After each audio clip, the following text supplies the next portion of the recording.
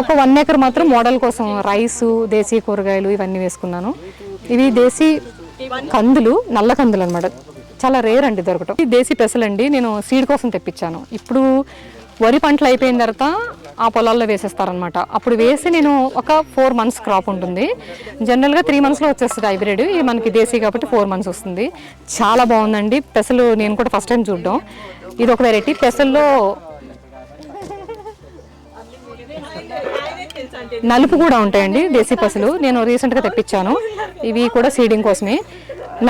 నలుపుగా ఉన్న ఆహారం ఎందుకు నేను ఇంపార్టెన్స్ ఇస్తానంటే అండి, మనకి క్యాన్సర్ ఫ్యూచర్లో చాలా భయంకరంగా వచ్చేస్తుందంట.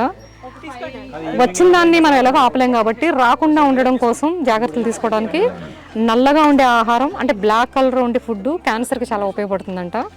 నల్ల కందులు, నల్ల పెసలు, నల్ల బెల్లము, నల్ల ఆవు అంటే కపిల ఆవు పాలు,